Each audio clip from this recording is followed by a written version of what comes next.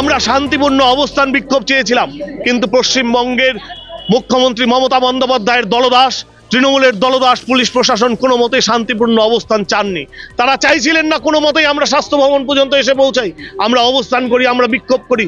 আমাদের আন্দোলন, আমাদের গলার কণ্ঠকে প্রতিরোধ করার চেষ্টা করেছে, কণ্ঠরোধ করার চেষ্টা করেছে ভারতীয় জনতা পার্টি, তাতে প্রতিহত করেছে, ব্যারিকেড ভেঙেছে, তাতে আমাদের আহত হয়েছে অনেকেই। কিন্তু এই আহত শুধু আহত নয়, আমরা ততদিন পর্যন্ত আমাদের আন্দোলন চলবে, তাতে যদি আমাদের প্রাণ চলে যায়, প্রাণ যাবে, মুখ্যমন্ত্রী পদ থেকে সরানো পর্যন্ত আমাদের এই আন্দোলন চলবে। এই আন্দোলনে শুধু অসুস্থ নয়, আমাদের প্রাণ চলে গেলেও আমরা প্রাণ দিতে পারি। যারা এই ঘটনার সাথে যুক্ত তাদের দেশের যে আইন আছে, রাজ্যের যে আইন আছে, এখন তারা ন্যায় সংহিতা এসছে, সে আইনের নতুন ধারায়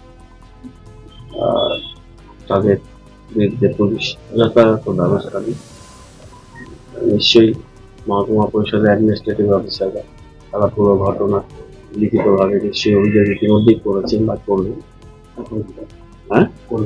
এখনই করবে। সেই অভিযোগের ভিত্তিতে সিসি ক্যামেরা আছে, ফুটেজ আছে, একে ব্যবস্থা নিয়ে এটাই আমরা পুলিশরা করেছে। পুলিশরা, আর পুলিশ যদি না আটকাতো, পুলিশের সংখ্যা হয়তো কম ছিল, অন্তত পুলিশ রাখা সম্ভব না। একটা মহকুমা পরিষদে কটা থাকে? 3-4 জন পুলিশ থাকে। আমাদের কর্পোরেশনে কজন থাকে? আমাদের নিজস্ব সিকিউরিটি থাকে, 8 পুলিশ আমরা নিয়ে চলি না, আমাদের পার্সোনাল গার্ডিয়ান সিকিউরিটি থাকে, বেশি করে। তো সেটা পুলিশ চেষ্টা করেছে, কিন্তু এই ধরনের গুন্ডামি কেন? যার যার প্রতিবাদ জানানো যান, এগুলো হয়নি, করি না। আমরা অপারেশন ছিলাম, করিনি, দীর্ঘদিন অপারেশন ছিল।